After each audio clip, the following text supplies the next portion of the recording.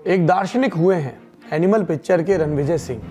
दार्शनिक इसलिए क्योंकि एक भीड़ ने उनके विचारों को बाहें फैला के स्वीकार कर लिया था। वो खुद को भीड़ के आगे चलने वाला कहते थे, अल्फा कहते थे। शायरों और कवियों को भी बहुत कोसते थे। शायर वो लोग हैं जो कभी भीड़ को हर तरफ हर जगह बेशुमार आदमी कहते हैं, कभी डरते हैं कि फिर खो ना जाए हम कहीं दुनिया की भीड़ में, कभी उलटबासी करते हैं कि बहुत भीड़ थी जब अकेले हुए। हमको और आपको भी रोजमर्रा की जिंदगी में भीड़ से दो चार होना होता है। कभी हम भी उस भीड़ का हिस्सा बनते हैं, खुद 3-5 करते हैं। ट्रेन और बस की लाइन से लेकर नौकरियों तक भीड़ ही भीड़। इसके अलावा हम धर्म और आस्था के स्तर पर भी विविधतापूर्ण हैं। अलग अलग क्षेत्र में अलग अलग समय पर कई जुटान भी होते हैं। आप हर बार भीड़ की आलोचना नहीं कर सकते, because we are the crowd. हम और हम जैसों से ही ये भीड़ बनती है। और कुछ मौके ऐसे होते हैं जब ये भीड़ डरा देती है। आज हम कुछ वाली कैटेगरी में आने वाली ऐसे ही कुछ प्रसंगों की बात करेंगे। एक बड़े धार्मिक जुटान में हादसा हुआ, एक बड़ा हादसा होते होते बचा, और एक बड़े धार्मिक उत्सव में भीड़ इतनी पहुंच गई है कि आयोजकों को कहना पड़ा है आगे आने वाले दिनों में आइए, मौनी अमावस्या के लिए रुक जाइए। आज इन प्रसंगों पर विस्तार से बात करेंगे। बात इस पर भी करेंगे कि बलात्कारी राम रहीम को एक बार फिर से पैरोल क्यों मिली और इसका चुनावों के साथ क्या कनेक्शन है। दिल्ली चुनाव में किन नेताओं ने, किन माननीयों ने क्या बयान दिए, क्या वायदे दिए, कोर्ट कचहरी में क्या हुआ, ये भी जानेंगे। साथ में देश की कुछ और जरूरी खबरें भी होंगी। नमस्कार, सौरभ द्विवेदी नाम है हमारा और आप देखना शुरू कर चुके हैं Lallan top show. Brought to you by Sensodyne K and ITIL। बस पैक नहीं है। SLS पैराफिन और दूध का करंट भी कौन, तो लाइफ का करंट ऑन, कुछ भी तो ट्राई करके देख ले। Sensodyne K toothpaste for sensitive teeth. सबसे पहले दिन का ये वीडियो जो आया है बिहार से।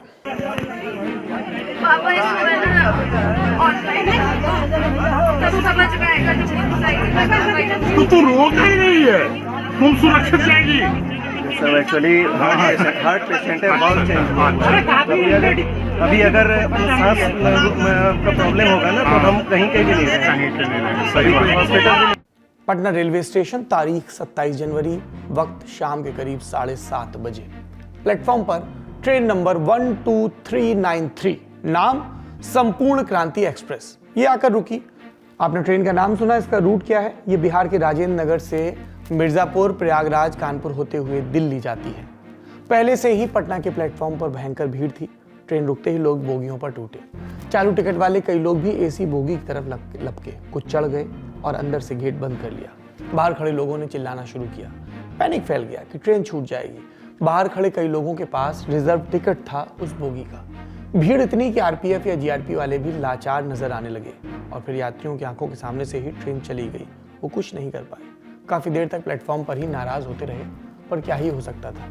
ये वीडियो अव्यवस्था और कुछ लोगों की बदमाशी की वजह से चर्चा में है। साथ ही इसलिए भी क्योंकि इतनी भयंकर भीड़ देखकर ख्याल आया कि कहीं कोई अनहोनी हो जाती तो। लोग ट्रेन से सटे खड़े थे और ट्रेन चल दी। ये खतरनाक दृश्य है। राहत की बात है कि यहाँ इतनी भीड़ और व्यवस्था के बाद भी कोई हादसा नहीं हुआ। अक्सर जब इस तरह के हादसे होते हैं तब हम रेल महकमे को जिम्मेदार ठहराते हैं। उनकी जिम्मेदारी है भी, पर यात्रियों की भी जिम्मेदारी है कि वो अपनी सुरक्षा का ख्याल रखें। यहाँ तो अनहोनी टल गई, लेकिन दूसरी जगह किसी और प्रयोजन से भीड़ जुटी और राहत की सांस सबके हिस्से नहीं आई। इस खबर के लिए हम रुख करते हैं अब पटना से उत्तर प्रदेश के बागपत का।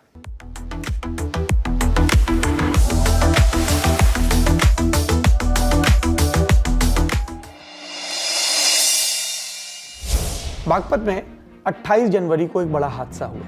यहाँ के जैन कॉलेज की फील्ड में एक धार्मिक आयोजन में स्टेज टूटा, भगदड़ हुई और कम से कम 7 लोगों की मौत और करीब 50 घायल। अब तक उनका इलाज चल रहा है और ये हताहतों की संख्या भी अब तक की ही है। बागपत में श्री दिगंबर जैन का करीब 650 साल पुराना मंदिर है।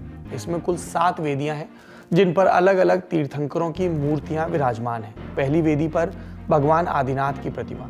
चूंकि इस जगह का जैन धर्म के अनुयायियों में बहुत महत्व है, इसलिए निर्वाण महोत्सव में शामिल होने के लिए कई जिलों के लोग आते हैं। इस बार भी ऐसा ही हुआ।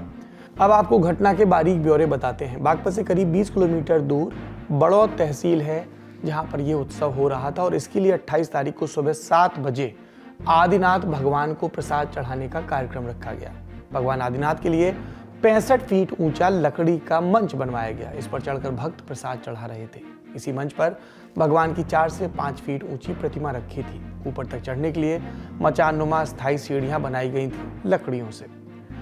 8 बजे के करीब यानी कार्यक्रम शुरू होने के 1 घंटे के भीतर ही भीड़ इतनी बढ़ गई कि मंच पर ज्यादा लोग जुट गए और फिर सीढ़ियों समेत ये पूरा मंच भरभरा कर नीचे गिर गया। स्थिति और बिगड़ी जब हादसे के बाद मौके पर अफरा तफरी मच गई। इस पर विस्तार से जानकारी दे रहे हैं ग्राउंड पर मौजूद पत्रकार। सामने की तरफ मैं अगर आपको दिखाऊं तो ये लकड़ी से बनाया हुआ पुलिया था और इसी पुलिये पर तकरीबन 60 से 70 लोग मौजूद थे। तभी जो ये पुलिया है वो भरभरा कर गिर गई। उसके बाद भगदड़ मच गई यहाँ पर और इस हादसे में अब तक 7 लोगों की मौत हो गई है। अगर आप ये देखें तो जो जैन समाज का ये पूरा प्रोग्राम है, 20 से 25 सालों से यह प्रोग्राम यहाँ पर चलता है। सूचना के बाद डीएमएसपी और प्रशासन के दूसरे अधिकारी पहुंचे। घायलों को भर्ती कराया गया। डीएम अस्मिता लाल, जो कुछ ही दिनों पहले यहाँ पर उन्होंने ज्वाइन किया है, उन्होंने कहा ये प्रोग्राम 30 वर्षों से आयोजित हो रहा है। अभी तक कई लोगों की जान जाने की पुष्टि हुई है। 40 से ज्यादा घायल हैं। फिलहाल स्थिति नियंत्रण में है। वहीं एसपी अर्पित विजयवर्गीय ने भी कमोबेश यही बात दोहराई। इसमें अभी तक जो ज्ञात हुआ है लगभग 45 के करीब लोग घायल हुए थे, जिसमें 20 लोगों को प्राथमिक उपचार देके उनके घर पहुंचाया गया और बाकी लोग अभी उनका अस्पताल में उपचार चल रहा है। इसके अतिरिक्त दुर्भाग्यपूर्ण 7 लोगों की इसमें मृत्यु भी हो गई है। इसके अतिरिक्त इसमें 8 पुलिसकर्मी भी घायल हैं जो वहाँ ड्यूटी कर रहे थे और 108 की एम्बुलेंस समय वहाँ पर मौके पर पहुँच गई थी। सबको हॉस्पिटल पहुँचा दिया गया है और 20 लोगों का प्रथम उपचार करके उनको घर भेज दिया गया है। बाकी 20 लोगों का उपचार अभी चल रहा है। अब तक की जानकारी के मुताबिक 20 लोगों को इलाज के बाद डिस्चार्ज कर दिया गया। बाकी का इलाज जारी है। दूसरी तरफ घटना के बाद उत्तर प्रदेश के मुख्यमंत्री योगी आदित्यनाथ ने कुछ अधिकारियों को मौके पर भेजने और बचाव कार्य में तेजी के निर्देश दिए। पर अब सवाल पूछने की बारी कि हादसा हुआ कैसे। अधिकारियों का कहना है कि कार्यक्रम कई वर्षों से हो रहा है। इस बार भी परमिशन ली गई तो फिर जिम्मेदारी किसकी। आयोजक मंडली में शामिल प्रमोद जैन से दैनिक भास्कर अखबार ने बात की तो उन्होंने बताया ये 26वां निर्माण महोत्सव था। यहाँ पर हर साल लड्डू निर्माण महोत्सव होता है। 65 फीट ऊंचे खंबे पर भगवान आदिनाथ की मूर्ति रखी गई। चढ़ने के लिए बांस और बल्ली की सीढ़ियां बनाई जाती हैं। हर साल आज एक बल्ली खिसक गई जिससे पूरी मचान गिर गई और फिर हादसा हुआ। प्रमोद जैन की बात आप ये तस्वीरें देखकर भी समझ सकते हैं। भगवान आदिनाथ जहां विराजे थे उस मानस्तंभ तक जाने के लिए इस तरह बल्लियां जोड़ जोड़कर सीढ़ियां बनाई गई थी और मानस्तंभ था कितनी ऊंचाई पर 65 फीट। इतने ऊपर तक जाने के लिए ये व्यवस्था लचर कही जाएगी। जिस ठेकेदार ने ये लकड़ी का पुल बनाया उसके खिलाफ FIR दर्ज, हिरासत में लिया गया है। मामले की मजिस्ट्रेटी जांच के आदेश दिए गए हैं। 7 दिन में रिपोर्ट तैयार होगी। हादसे के बाद का मैनेजमेंट कैसा रहा? कुछ वीडियो सोशल मीडिया पर वायरल हो रहे हैं जिसमें कई लोग बेहोशी की हालत में जमीन पर गिरे नजर आ रहे हैं। एम्बुलेंस तुरंत नहीं पहुंच पाई तो कुछ घायलों को रिक्शे और ठेलों पर लादकर भी अस्पताल पहुंचाया गया। जो लकड़ियां टूटकर गिरी उनकी मदद से भी कुछ लोगों ने स्ट्रेचर जैसा कुछ बनाया और घायलों को वहां से निकाला। ये लगभग 7:45 बजे के करीब, क्योंकि मैं घर पर ही था, 7:45 बजे के करीब जो है मुझे एकदम बहुत तेजी से आवाज आई लोगों के चिल्लाने की और हाय एकदम बल्लियां जब गिरी तो मुझे बहुत तेजी से आवाज आई। मैंने घर से निकल करके देखा तो हाय तौबा मची हुई थी। तुरंत मैंने जो है घटनास्थल पर पहुंच करके देखा वहां पे लगभग सब लोग दबे हुए थे। उन लोगों को निकालने का प्रयास किया, जैसी जिस प्रकार भी मदद हो सकती थी उस प्रकार उनकी मदद करी। स्पष्ट है बड़े धार्मिक जुटान के हिसाब से व्यवस्थाएं दुरुस्त नहीं थी। आयोजकों की भी कमी है और प्रशासन की भी। बल्ली लगी मचान इस लापरवाही की गवाही दे रही है। रही सही कसर हादसे के बाद निकली जब घायलों को निकालने के लिए पर्याप्त इंतजाम नजर नहीं आए। इससे पहले 2 जुलाई 2024 को भी यूपी के हाथरस में भगदड़ के चलते हादसा हुआ था और तब भी एक धार्मिक कार्यक्रम के लिए ही जुटान था। इस भगदड़ में 120 से ज्यादा लोगों की मौत हुई थी और 150 से ज्यादा घायल हुए थे। ये घटना मुगलगढ़ी गांव में नारायण सरकार हरि उर्फ भोले बाबा के सत्संग के दौरान हुई थी, जब क्षमता से 3 गुना ज्यादा लोग पहुंचे थे। हम उम्मीद करते हैं भविष्य में बड़े धार्मिक जुटानों के लिए व्यवस्थाएं और बेहतर हो ताकि ऐसे हादसों से बचा जा सके। अब दूसरी खबर का रुख करते हैं जिसमें कुछ सुर्खियां भी हैं, पर पहले ये कल की खबर है, जरूरी खबर है, सुन लीजिए। चुनाव आयोग ने राजनीतिक पार्टियों को मिलने वाले चंदे की सालाना रिपोर्ट जारी की है। इस बार भी बीजेपी टॉप पर है। 2024 के लोकसभा चुनाव से पहले बीजेपी को मिलने वाला डोनेशन पिछले साल के मुकाबले 87% बढ़ गया। पार्टी करीब 3,967 करोड़ और 14 लाख रुपए का चंदा मिला। साल 2022-23 में बीजेपी को 2,120 करोड़ और 6 लाख का चंदा मिला था। इस बार पार्टी के कुल चंदे में इलेक्टोरल बॉन्ड का शेयर पहले की तुलना में आधे से कम हो गया है। चुनावी बॉन्ड भी राजनीतिक दलों के लिए फंडिंग का एक तरीका होते थे, जिसमें कोई भी नागरिक या कंपनी भारतीय स्टेट बैंक से बॉन्ड खरीदकर पार्टियों को दान कर सकती थी। ध्यान रहे, मई 2024 में सुप्रीम कोर्ट ने इस इलेक्टोरल बॉन्ड को असंवैधानिक करार दे दिया था। चंदे के मामले में दूसरे नंबर पर कांग्रेस। 2022-23 में पार्टी को 268 करोड़ 62 लाख रुपए का चंदा मिला और इस बार ये 320% बढ़कर 1,129 करोड़ 86 लाख रुपए हो गया। चुनावी बॉन्ड में भी कांग्रेस को 73% का फायदा मिला। इस साल 828 करोड़ 36 लाख रुपए के चुनावी बॉन्ड मिले, लेकिन ये आखिरी बार था, जैसा मैंने कहा, जब पार्टियां चुनावी बॉन्ड के गुप्त चंदे का फायदा उठा पाई, क्योंकि सुप्रीम कोर्ट के कोड़े के बाद ये योजना रद्द कर दी गई। चुनावी बॉन्ड और उससे भी इतर चुनावी चंदे को लेकर और किस तरह की पारदर्शिता हमारा लोकतंत्र डिजर्व करता है, इस सवाल के साथ हमने रुक किया इस देश में चुनावी सुधारों के अगुआ पैरोकार एसोसिएशन फॉर डेमोक्रेटिक रिफॉर्म्स के कर्ता-धर्ताओं से, जो मुख्य पिटीशन करता भी रहे हैं इस तरह के मामलों में। सुनिए उनकी ये टिप्पणी। इसमें कोई नई बात तो है नहीं, ये तो पहले से पता लग चुका था। इलेक्टोरल बॉन्ड का जब केस हुआ था उसके बाद जो बड़ी मुश्किल से पता लगा, स्टेट बैंक ने उसमें बहुत आनाकानी की कि पार्टियों को काफी पैसा मिला है और जो सत्तारूढ़ पार्टी है उसको कहीं ज्यादा, यानी कहीं का मतलब है कि कई गुना ज्यादा मिला है बाकी सब पॉलिटिकल पार्टियों को मिला के। तो ये जाहिर है कि इलेक्टोरल बॉन्ड के वजह से राजनीतिक चंदे में जो कहते हैं लेवल प्लेइंग फील्ड होना चाहिए, वो तो बिल्कुल नहीं है। और इसी वजह से ये भी समझ में आता है कि चुनावों में पैसे का जोर पहले से ज्यादा बढ़ रहा है और बढ़ गया है। तो हमारी लोकतंत्र जो है वो धनतंत्र बन गया है। अब ये रिपोर्ट भी वही दर्शाती है। मैं समझता हूँ इसमें कोई ज्यादा नई बात नहीं है। अगली सुर्खी पर बात करें उससे पहले ये वीडियो देखिए। परमात्मा की कृपा से आपके दर्शनों के लिए फिर से आपकी सेवा में आए हैं और इस बार सरसा धाम में आए हैं, शास्त्रनाम जी श्यामस्थान जी धाम में। तो आपसे प्रार्थना है कि आप लोग शास्त्रनाम जी धाम, श्यामस्थान जी धाम सरसा में ना आए, अपनी अपनी जगह पे रहिए, हमें दर्शन दें। ये डेरा सच्चा सौदा का प्रमुख राम रहीम है, जो 2 शिष्याओं से बलात्कार के आरोप में 20 साल की सजा काट रहा है।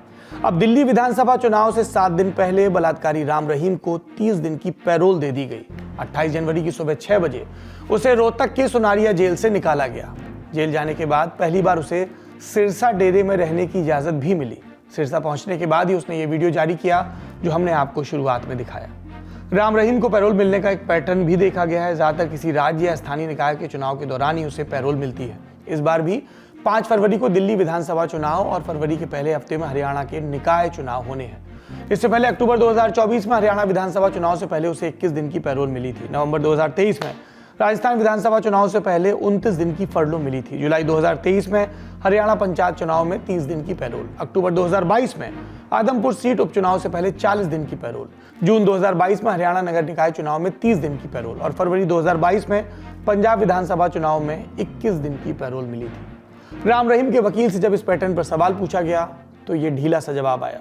अपना जो भारत देश है, यहाँ पर किसी न किसी समय पर कुछ न कुछ इलेक्शन होते रहते हैं। कभी कोई इलेक्शन, कभी विधानसभा के आगे, कभी लोकसभा के आगे, कभी पंचायत के आगे, कभी ग्राम पंचायत, इस तरह के इलेक्शन यहाँ चलते ही रहते हैं। जो पैरोल है वो पूज्य गुरुजी को 1 साल के अंदर 70 दिन की मिल सकती है और फरलो 21 दिन की मिल सकती है। जैसा कि आपको पता है, जब पूज्य गुरुजी पिछली बार पैरोल पर आए थे उसके 3 से 4 महीने के बाद अब पैरोल मिली है, क्योंकि लास्ट ईयर की जो पैरोल 70 दिन की थी और 21 दिन की फरलो वो ले चुके थे। अब जनवरी से उनकी ये स्टार्ट हुई थी, जो अगले इस साल के 70 दिन हैं, तो उस 70 में से 30 दिन की पूज्य गुरुजी को इस बार पैरोल दी गई। अगली सुर्खी, दिल्ली के बुराड़ी में 27 जनवरी की शाम 6:30 बजे 4 मंजिला इमारत ढह गई। हादसे में 2 लोगों की मौत की पुष्टि हुई। पुलिस के मुताबिक मलबे में और भी लोग फंसे हैं। इनको बचाने में कौन जुटा है? Delhi police, fire brigade, DDMA यानी दिल्ली डिजास्टर मैनेजमेंट अथॉरिटी और इसके अलावा NDRF यानी नेशनल डिजास्टर रेस्क्यू फोर्स, इनकी टीमें इस बचाव में जुटी हैं। अब तक 12 लोगों को बचाया जा चुका है। घटना पर नॉर्थ दिल्ली DSP राजा बांटिया का बयान भी आया। 200 गज के अंदर ये नई बिल्डिंग बनी हुई थी, 4 मंजिला ये बिल्डिंग थी, ये कोलैप्स कर गई थी और इसके अंदर लेबर जो हैं वो ट्रैप होने की सूचना थी हमारे पास। घटनास्थल पर मौजूद व्यक्ति ने बताया, हमें आज सुबह पता चला कि मेरा भाई मलबे में दब गया। अस्पताल में भर्ती लोगों को भी देखा लेकिन अब तक ढूंढ नहीं पाए हैं। मेरा दुकान पे आया तो बोला कि मतलब मकान गिर गया है, सरफराज भी मतलब उसी में दब गया है। तो फिर ठेकेदार ने फोन किया तो ठेकेदार बोला 8 बंदे हॉस्पिटल में भर्ती है। तो फिर मैं वहाँ गया तो हॉस्पिटल में जा करके देखा तो वहाँ मेरा भाई नहीं था। फिर मैं यहाँ आया तो रात से यहीं पे मैं हूँ, अभी तक मेरा भाई निकला नहीं है। दिल्ली की सीएम आतिशी सिंह ने एक्सपर्ट लिखा, प्रभावित लोगों को हर संभव सहायता दी जाएगी। बीजेपी सांसद मनोज तिवारी घटनास्थल पर पहुंचे और इसे लापरवाही बताया। इसमें तो कोई दो राय नहीं है कि बहुत बड़ी चूक है। 4 मंजिल की बनी बनाई बिल्डिंग यूपी के दौरान भरभरा के गिर जाती है और यहाँ आने पे सिचुएशन जो दिख रहा है, कोई सुविधा नहीं है। फिर भी अब इन सारी चीजों पे मैं थोड़ा सा बाद में बात करना चाहता हूँ। जो भी दोषी होगा बख्शा नहीं जाएगा। अब दिल्ली की बात हो रही है तो विधानसभा चुनाव से जुड़े अपडेट्स जानते हैं। मुख्यमंत्री आतिशी को मानहानि के मामले में राहत मिली है। राउज एवेन्यू कोर्ट ने मजिस्ट्रेट कोर्ट से जारी समन को रद्द कर दिया है। आतिशी ने समन को चुनौती देते हुए पुनर्विचार की याचिका दाखिल की थी। दरअसल पिछले साल अप्रैल में आतिशी ने दावा किया कि बीजेपी ने उन्हें और कुछ अन्य आप नेताओं को पार्टी में शामिल होने का ऑफर दिया। ये भी कहा कि बीजेपी ने धमकी दी, अगर आप नेता पार्टी ज्वाइन नहीं करते तो ईडी गिरफ्तार कर लेगी। दावे पर बीजेपी ने आपत्ति जताई और कहा आतिशी सबूत दें। फिर भाजपा नेता प्रवीण शंकर कपूर ने उन पर मानहानि का मुकदमा कराया और इसी केस में अब उन्हें समन से राहत मिली है। एक और अपडेट, सुप्रीम कोर्ट ने आम आदमी पार्टी के पूर्व पार्षद और दिल्ली दंगों के आरोपी ताहिर हुसैन को दिल्ली चुनाव प्रचार के लिए 6 दिन की सशर्त पैरोल दे दी है। ताहिर इस बार असदुद्दीन ओवैसी की पार्टी AIMIM से मुस्तफाबाद सीट से कैंडिडेट हैं। दिल्ली दंगों के आरोप में 4 साल 9 महीने से जेल में बंद है। जस्टिस विक्रमनाथ, जस्टिस संजय करोल और जस्टिस संदीप मेहता की बेंच ने इस मामले की सुनवाई की। और क्या अपडेट है? गृह मंत्री अमित शाह, यूपी के मुख्यमंत्री योगी आदित्यनाथ, नेता प्रतिपक्ष राहुल गांधी, इन सभी नेताओं ने दिल्ली में अपनी अपनी पार्टियों के लिए प्रचार किया और ये बयान दिए। जब मैं गाजियाबाद से दिल्ली की ओर आ रहा था तो बहनों और भाइयों, यमुना जी जो कभी भारत की पौराणिक नदी के रूप में हम सबकी आस्था की प्रतीक थी, हम लोग तो 2 ही नारा लगाते थे, हर हर गंगे हर हर यमुने के नारे लगाते थे। वहां से बदबू आ रही थी, सीवर जैसी बदबू आ रही थी इस पावन यमुना नदी से। केजरीवाल जी पहले आए थे, छोटी सी गाड़ी थी, कहा था नए तरीके की राजनीति करूंगा। दिल्ली में हिंसा हुई, कहीं नहीं दिखे वो, और कहा था कि साफ राजनीति लाऊंगा। और सबसे बड़ा लिकर का स्कैम दिल्ली में हुआ है और उनके घर की आपने फोटो देख ली। नरेंद्र मोदी जी ने मुझे घर से बाहर निकाल दिया, फेंक दिया उठा के। मैंने चाबी दी, मैंने उनसे कहा भैया लो अपना घर, मुझे नहीं चाहिए, भागो यहां से। और केजरीवाल जी महल में रहते हैं, शीश महल में रहते हैं। अगली सुर्खी, 28 जनवरी की सुबह श्रीलंकाई नौसेना ने डेल्फ द्वीप के पास से गुजर रहे भारतीय मछुआरों को पकड़ने के लिए गोलियां चलाई। ये श्रीलंका के उत्तर में एक द्वीप है। घटना में 2 मछुआरों को गंभीर चोट आई, इलाज के लिए अस्पताल में भर्ती कराया गया। श्रीलंकाई नौसेना ने उनके जल क्षेत्र में प्रवेश के आरोप में 13 मछुआरों को गिरफ्तार किया। 26 जनवरी को भी श्रीलंका की नौसेना ने 34 मछुआरों को गिरफ्तार किया, जिसमें 32 तमिलनाडु और 2 केरल से थे। भारतीय विदेश मंत्रालय ने घटना पर बयान जारी किया और कहा श्रीलंका के एक्टिंग हाई कमिश्नर को मंत्रालय बुलाकर विरोध दर्ज कराया गया। दोनों सरकारों के बीच मौजूदा सहमति को सख्ती से पालन की हिदायत भी दी गई है। अगली सुर्खी, सैफ अली खान मामले पर जानकारियां देते हुए additional commissioner of police Mumbai के परमजीत सिंह दहिया ने प्रेस कॉन्फ्रेंस की और कहा पुलिस को हमले की जानकारी सैफ से नहीं, लीलावती हॉस्पिटल से मिली। कुछ और खास बातें बताई, जैसे कि आरोपी शरीफुल को 29 जनवरी को फिर से कोर्ट में पेश किया जाएगा, कस्टडी बढ़ाने की मांग होगी। ये भी कि फिंगरप्रिंट की रिपोर्ट अब तक पुलिस को नहीं सौंपी गई है, सैंपल CID को दिए गए हैं, फाइनल रिपोर्ट आना बाकी है। मैं आधिकारिक रूप से आपको बता रहा हूं कि फिंगरप्रिंट्स की कोई भी रिपोर्ट, जो भी घटनास्थल से फिंगरप्रिंट उठाए गए थे, कोई भी आधिकारिक रिपोर्ट आज एज ऑन डेट हम लोगों को नहीं मिली है। फिंगरप्रिंट पर यह बयान इसलिए भी महत्वपूर्ण है क्योंकि कई मीडिया रप्टों में कहा गया कि फिंगरप्रिंट्स का मिलान जो सैफ के घर में मिले और आरोपी शरीफुल, इससे नहीं हो रहा है। कई जगह यह भी कहा गया कि 2 हमलावर भी हो सकते हैं। अभी सब थ्योरीज ही चल रही है। अगली सुर्खी, प्रधानमंत्री नरेंद्र मोदी अगले महीने अमेरिका जा सकते हैं। अमेरिकी राष्ट्रपति डोनाल्ड ट्रंप ने इसकी जानकारी मीडिया को दी और कहा पीएम मोदी से उनकी फोन पर बात हुई और वो संभवतः फरवरी में व्हाइट हाउस आएंगे। इसके बाद व्हाइट हाउस ने भी बयान जारी कर कहा ट्रंप और पीएम मोदी ने दोनों देशों के बीच आपसी सहयोग बढ़ाने और मजबूत करने पर चर्चा की। इंडो पैसिफिक, मिडिल ईस्ट और यूरोप में सिक्योरिटी समेत कई क्षेत्रीय मुद्दों पर बात हुई। अगली सुर्खी महाकुंभ से 29 जनवरी को मौनी अमावस्या है, यानी पवित्र स्नान के लिए एक और दिन। एक अनुमान के मुताबिक अब तक 4 करोड़ लोग महाकुंभ के लिए प्रयागराज पहुंचे हैं और अब अकेले मौनी अमावस्या के मौके पर 1 से 1.5 करोड़ लोगों के पहुंचने का अनुमान है। 27 जनवरी से ही प्रयागराज में भयंकर भीड़ उमड़ रही है। हालात क्या है बता रहे हैं मौके पर मौजूद हमारे रिपोर्टर अभिनव पांडे। के रंग में रंगल गांव देखा, अमौसा नहाए चलल गांव देखा। ये जो कविता आपने अगर सुनी हो तो उसकी तस्वीरें जब देख लीजिए। मौनी अमावस्या से ठीक पहले की रात है और संगम तट की तरफ जा रहा श्रद्धालुओं का रेला।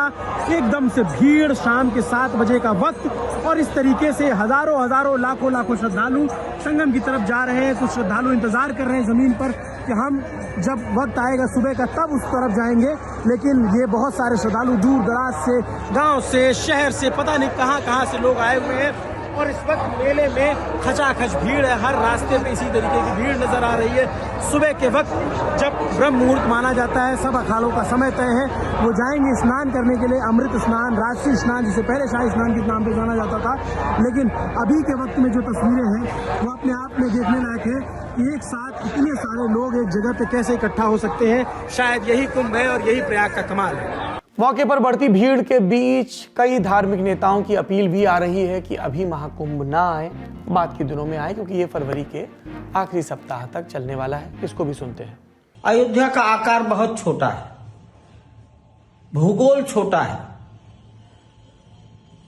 और इसलिए अयोध्या इतनी अधिक संख्या को सभी प्रकार की नागरिक सुविधाएं प्रदान करने में अभी समर्थ नहीं है। कुछ समय और लगेगा।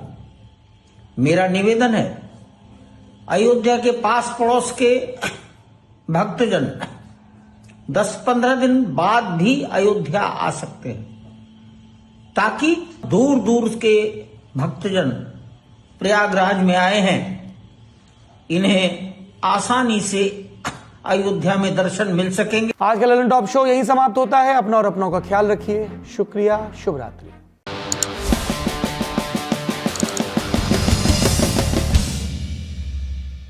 बिक्की जॉन प्यार का भूखा, काऊ के धन दौलत का नाव। अंधेरा मुझे प्रिय है, मुझे अंधेरे की औलादों से क्या नफरत होगा। फिर अपनी आजा गुफाओं में आप मेरा फेवरेट गाना है बस। आजा गुफाओं में अभी ना एक एआई से बनेगा ताऊ जो एक अंधेरी गुफा के सामने खड़े हुए हैं और बोल रहे हैं आइए।